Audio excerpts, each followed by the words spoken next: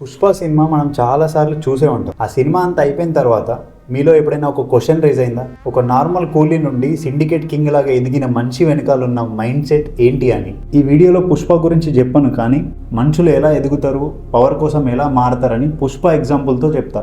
ఈ video last వరకు చూడండి. పుష్ప క్యారెక్టర్ని జాగ్రత్తగా అబ్జర్వ్ చేయండి. ఒక పేరు లేదు, ఒక గుర్తింపు లేదు, తండ్రి పేరు లేదు. సమాజం వాడిని ఒక మూలకు పడేసింది. ఇక్కడ సైకలాజికల్ పాయింట్ ఏంటంటే, ఎవరికైతే గుర్తింపు ఉండదో వాడి ఆశయం సాధారణంగా ఉండదు. పుష్ప బ్రెయిన్లో ఒక్కటే ఆలోచన నడుస్తూ ఉంటుంది, నేను ఎవ్వరికీ తల వంచను అని. ఆ స్టైల్, ఆ షోల్డర్ ఎత్తే మేనరిజం యాటిట్యూడ్తో రాలేదు, లోపలున్న ఇన్సెక్యూరిటీ వల్ల వచ్చినాయి. సమాజం మనల్ని తొక్కేయాలని చూసినప్పుడు మనం ఎంత గట్టిగా నిలబడతాం అనే దానికి ఈ పుష్ప ఒక రూపం. మీ జీవితంలో కూడా మిమ్మల్ని ఎప్పుడైనా చిన్న చూపు చూసారంటే దాన్ని బాధగా మార్చుకోకండి. పుష్పలాగా దాన్ని ఎదుగుదలకి ఫ్యూయల్ లాగా మార్చుకోండి. కొంతమందికి డబ్బు ముఖ్యం, ఇంకొంతమందికి అధికారం ముఖ్యం, కానీ పుష్పకి ఇవేవి కావు. ఒక్కటే ముఖ్యం, అదే రెస్పెక్ట్. సినిమాలో పుష్పని ఎవరైనా చులకనగా చూస్తే అతనికి నిద్ర పట్టదు, ఎందుకంటే పుష్ప చిన్నప్పటి నుంచి పడిన అవమానాలు అలా ఉన్నాయి కాబట్టి. ఇప్పుడు షికావత్తో మాట్లాడుతున్నప్పుడు పుష్ప చూపు అస్సలు కిందకుండదు, కళ్ళలో కళ్ళు పెట్టి చూస్తాడు. అది ఓన్లీ ధైర్యం కాదు, నేను నీకంటే ఏం తక్కువ కాదని తనకు తాను చెప్పుకునే ఒక సైకలాజికల్ వార్. ఈ క్యారెక్టర్లో ఒక బ్లైండ్ స్పాట్ కూడా ఉంది, అదే అతిగా నమ్మడం, తనను ఎవ్వడు ఏం చేయలేడని ఓవర్ కాన్ఫిడెన్స్తో ఉండడం.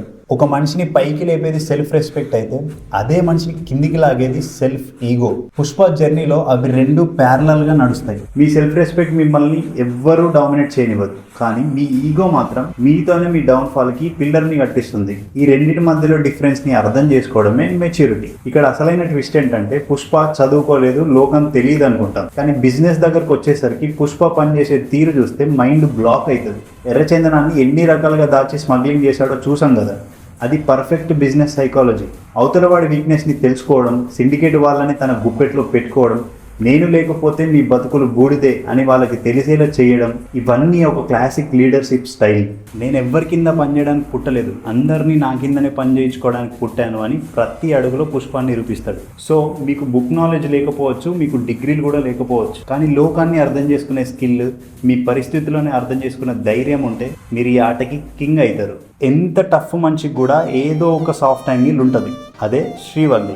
బయట వాళ్ళకి పుష్ప ఒక డాన్, ఒక డేంజరస్ స్మగ్లరే, కానీ ఆ అమ్మాయి ముందు మాత్రం చాలా అమాయకుడు, సిగ్గుపడే ఒక నార్మల్ మనిషి. మనుషులు ఎంత స్ట్రాంగ్ అయినా సరే వాళ్ళ జీవితాల్లో ఏదో ఒక ఎమోషనల్ యాంకర్ ఉంటుంది. ఆ ఎమోషనల్ యాంకరే వాళ్ళ జీవితాల్లో వాళ్ళని బ్యాలెన్స్ చేస్తుంది, లేకపోతే ఆ ఈగో, ఆ అగ్రెషన్ మనిషిని నాశనం చేస్తాయి. పుష్ప తన ప్రేమని ఎక్స్ప్రెస్ చేసే విధానం విచిత్రంగానే ఉండొచ్చు, కానీ దాని వెనుకున్న ఇంటెన్షన్ మాత్రం చాలా ప్యూర్. ఒక రాయి లాంటి మనిషిని కూడా ప్రేమ ఒక్కటే కరిగించగలదు. పుష్ప అంటే ఒక అడవి దొంగనే కాదు, అది మన ప్రతి ఒక్కరిలో అణిచివేసిన ఆశయానికి, ఎదగాలనే కసికి ఒక రూపం. సిచ్యువేషన్లు మనల్ని ఎంత కిందకి లాగినా తగ్గేదేలే అని నిలబడే ఆ తత్వమే ఒక మనిషిని లెజెండ్గా మారుస్తాయి. మనం చూస్ చేసుకున్న దారి ఎలాంటిదైనా మన మీద మనకుండే నమ్మకం మనల్ని ఎక్కడికో తీసుకెళ్తుంది. ఈ వీడియో చూశాక మీకేమర్థమైందో కామెంట్ చేయండి. ఇలాంటి మూవీ క్యారెక్టర్స్ డీకోడింగ్ కంటెంట్ కోసం ఈ ఛానల్ని సబ్స్క్రైబ్ చేసుకోండి.